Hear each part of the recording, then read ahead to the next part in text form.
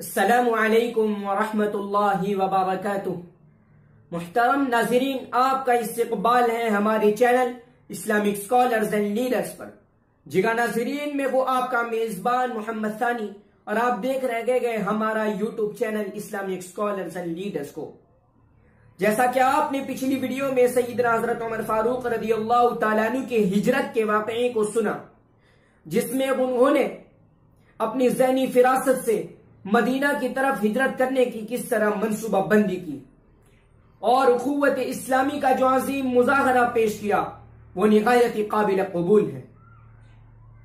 آپ کے اس ہجرت کے واقعے نے تاریخ کے آئینے پر شجاعت و بصارت کا ایک نیا باب رقم کر دیا۔ اگر آپ ہمارے اس چینل پر نئے ہیں تو پلیز سبسکرائب کیجئے اور بیل آئیکن پر دبانا نہ بھولیے، تاکہ ہماری نئی ویڈیوز کی نوٹیفیکیشن سب سے پہلے آپ کے پاس آئے گی۔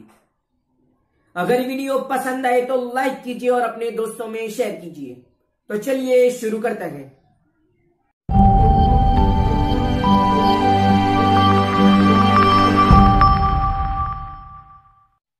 بسم اللہ الرحمن الرحیم۔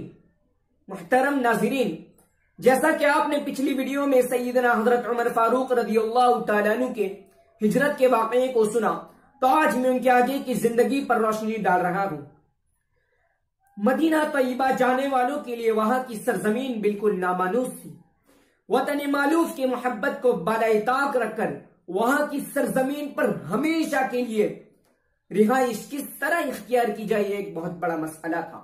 مگر دانۂ سبل حضرت محمد مصطفیٰ صلی اللہ علیہ وسلم نے اس عقد گرا کشا کو اپنی فراست سے اس طرح حل کر دیا کہ ان غریب الوطن مہاجرین اور مدینہ کے باشندوں کو اخوت و بھائی چارگی کی لڑی میں پرو دیا۔ جب مسلمان مکہ سے مدینہ ہجرت کر کے آئے تو اس وقت مدینہ منورہ میں مہاجرین کے رہنے سہنے کا کوئی معقول انتظام نہ تھا۔ ان میں سے ایک حضرت عمر رضی اللہ تعالیٰ عنہ بھی تھے۔ تو رسول اللہ صلی اللہ علیہ وسلم نے مہاجرین اور انصار کے درمیان مواخات قائم کی۔ صورت مواخات یہ تھی کہ اگر کوئی مسلمان مکہ سے مدینہ ہجرت کر کے آتا تو اس کو ایک مقامی انصاری کے حوالے کر دیا جاتا کہ جب تک مہاجر کے رہنے سہنے کا کوئی معقول بندوبست نہ ہو اس کے گھر رہا کرے۔ اس ضابطے کے تحت حضرت عمر رضی اللہ تعالیٰ عنہ کی مواخات حضرت عتبان بن مالک رضی اللہ تعالیٰ عنہ سے ہوئی، اور یہ ان کے اسلامی بھائی قرار پائے۔ جب رسول اللہ صلی اللہ علیہ وسلم نے مدینہ کی طرف ہجرت کی تو اکثر صحابہ کرام قبائی میں قیام پذیر تھے۔ ان میں سے حضرت عمر رضی اللہ تعالیٰ عنہ بھی تھی۔ چنانچہ قباء اور مسجد نبوی کے درمیان زیادہ فاصلہ ہونے کی بنا پر سیدنا حضرت عمر رضی اللہ تعالیٰ عنہ نے ایک دن چھوڑ کر بالالتزام حضرت صلی اللہ علیہ وسلم کے پاس جانے اور خدمت اقدس میں حاضر رہنے کا ارادہ کیا۔ حضرت عمر رضی اللہ تعالیٰ عنہ نے ناغے کے دن یہ بندوبست کیا تھا کہ جب ان کے بھائی حضرت عتبان بن مالک رضی اللہ تعالیٰ عنہ حضرت صلی اللہ علیہ وسلم کی خدمت میں حاضر ہو تو جو کچھ آپ صلی اللہ علیہ وسلم سے سنے وہ حضرت عمر رضی اللہ تعالیٰ عنہ کو آ کر بتائے۔ مدینہ میں مواخات کے بعد اس بات کا وقت آیا کہ اسلام کے فرائض و ارکان کو محدود اور معین کیا جائے، چونکہ مکہ مکرمہ میں جان کی حفاظت سب سے بڑا فرض تھا۔ یہی وجہ تھی کہ اب تک زکوٰۃ، روزہ، نماز عید، نماز جمعہ اور صدقہ فطر تک کوئی چیز وجود میں نہیں آئی تھی، بلکہ نمازوں میں بھی یہ اختصار تھا کہ مغرب کے سوا باقی تمام نمازوں میں صرف 2 رکعتیں تھیں۔ یہی وجہ تھی کہ اب تک نماز کے اعلان کا طریقہ بھی معین نہیں ہوا تھا۔ چنانچہ سیدنا عبداللہ بن عمر رضی اللہ تعالیٰ عنہ بیان کرتے ہیں کہ جب مسلمان مکہ سے مدینہ ہجرت کر کے آئے تو اس وقت نماز کے لیے کوئی اذان نہیں دی جاتی تھی، بلکہ ایک وقت مقرر کر کے نماز ادا کی جاتی تھی۔ ایک وقت سب صحابہ کرام نے مشورہ کیا تو بعض نے کہا کہ نصارہ کے ناقوس کی طرح ایک ناقوس بنا لو، جسے انگریزی میں بیل گینگ کہا جاتا ہے، اور بعض نے کہا یہودیوں کے نرسنگے کی طرح ایک نرسنگا بنا لو جسے انگریزی میں سیکس ہارن کہا جاتا ہے۔ بہرحال سیدنا عمر رضی اللہ تعالیٰ عنہ نے مشورہ دیا اولا تبعثون رجلا ينادي بالصلاة فقال رسول اللہ صلی اللہ علیہ وسلم یا بلال قم فنادی بالصلاة، تم لوگ ایک شخص کو کیوں نہیں بھیجتے جو نماز کی اطلاع دے؟ تو رسول اللہ صلی اللہ علیہ وسلم نے اس رائے کو پسند کی اور فرمایا اے بلال اٹھو اور نماز کی اطلاع دو۔ ناظرین، حضرت عمر رضی اللہ تعالیٰ عنہ کی اٹھان کھا کے عرب سے ہوئی تھی، اس لیے شجاعت و بطالت کی تلوار ان کے پرتلے میں موجود تھی۔ اسلام کے سیکل نے ان پر سے قومیت و وطنیت کا زنگ صاف کر دیا۔ یہ سب امور اس سرحد سے انجام پائے کہ وہ اسلام قبول کرتے گی اور راہ خدا میں لڑنے مرنے کے لیے تیار ہو گئے۔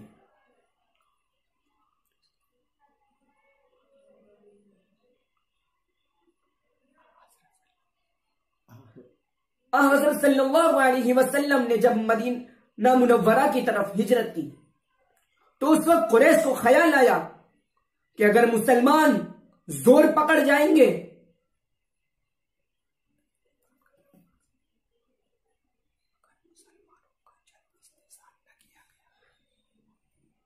حضرت صلی اللہ علیہ وسلم نے جب مدینہ کی طرف ہجرت کی تو قریش کو خیال آیا کہ اگر مسلمانوں کا جلد استحصال نہ کر دیا جائے گا تو وہ زور پکڑ جائیں گے۔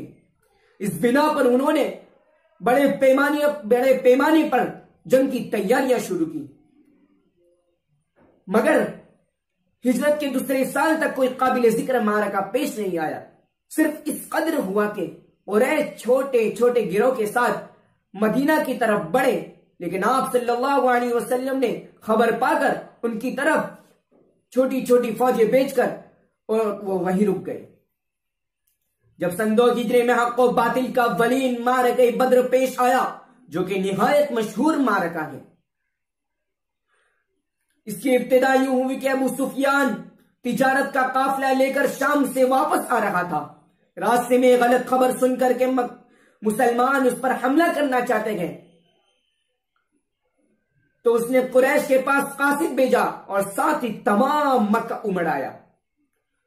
جیسے یہ رسول اللہ صلی اللہ علیہ وسلم کے پاس خبر پہنچی تو انہوں نے صحابہ کرام سے مشورہ کیا اور آپ صلی اللہ علیہ وسلم صحابہ کرام کی جماعت کو لے کر میدان بدر کی طرف روانہ ہوئے، اور صحابہ کی یہ جماعت 313 پر مشتمل تھی۔ جب جنگ کا آغاز ہوتا ہے تو رسول اللہ صلی اللہ علیہ وسلم کفار کی طرف دیکھتے گئے تو وہ تقریباً 1000 پر مشتمل تھے، تو آپ اللہ کی طرف متوجہ ہو جاتے ہیں اور صداریز ہو کر گریہ وزاری میں مشغول ہو جاتے ہیں۔ آپ ہی کی دعاؤں کے سبب سے اللہ تعالیٰ نے مسلمانوں کی جھولی میں فتح نصیب فرمائی اور کفار مکہ کو شکست فوج دی، جن میں بڑے بڑے قریش کے سردار مارے گئے۔ ناظرین، سیدنا عمر رضی اللہ تعالیٰ عنہ اگرچہ اس معرکے میں رائے و تدبیر سے جابازی و پامردگی کے لحاظ سے ہر وقت رسول اللہ صلی اللہ علیہ وسلم کے دست و بازو رہے، لیکن آپ کی شرکت کی وجہ سے قریش کے تمام قبائل آئے مگر آپ کے قبیلے کا کوئی شخص نہیں آیا۔ یہ امر جہاں تک قیاس کیا جا سکتا ہے کہ آپ کے رعب و دبدبے کا اثر تھا۔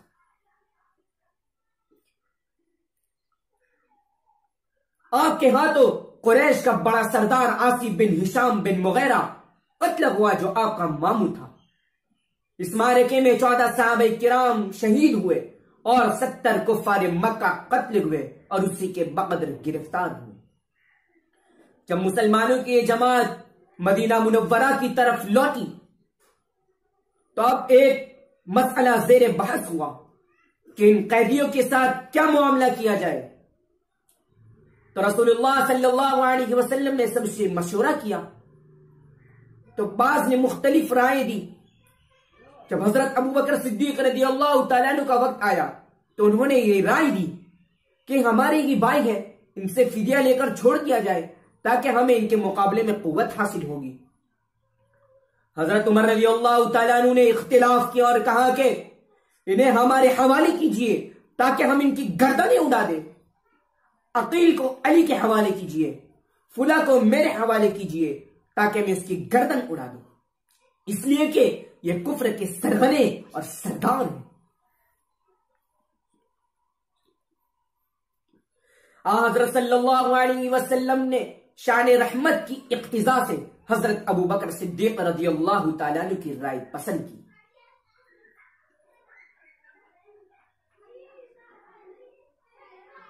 جب حضرت صلی اللہ علیہ وسلم مکہ سے مدینہ ہجرت کی تو اس وقت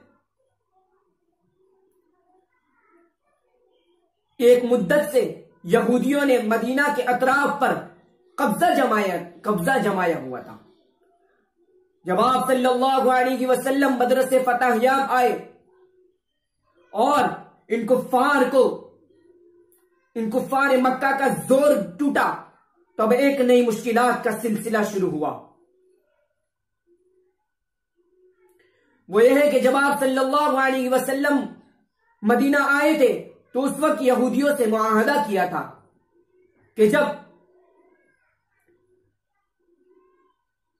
کوئی کفار مکہ یا کوئی شخص مدینہ پر چلا آئے گا تو اس کی مدد نہ کریں گے, اور اگر کوئی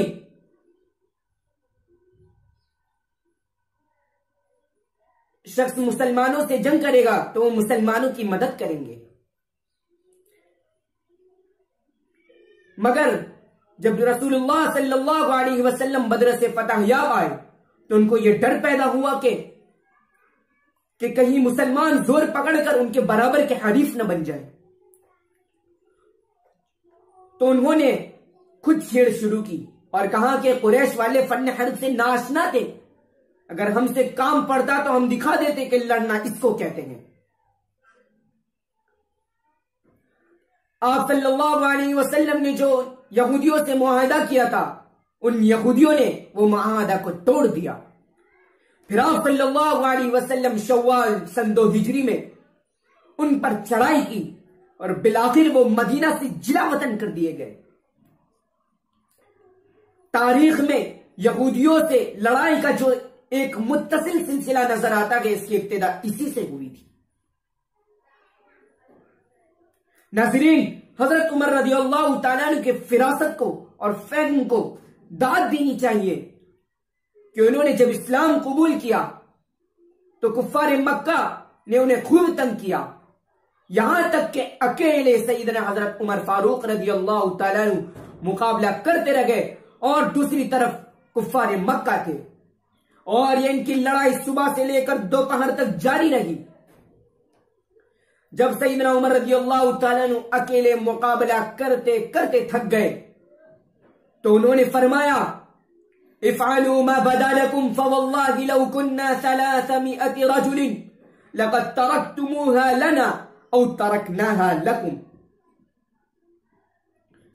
تم سے جو بنائے کر لو, اگر ہم 300 آدمی ہو گئے تو یا تو تم اسے یعنی مکہ کو ہمارے لیے چھوڑ دو گے یا ہم اسے تمہارے لیے چھوڑ دیں گے.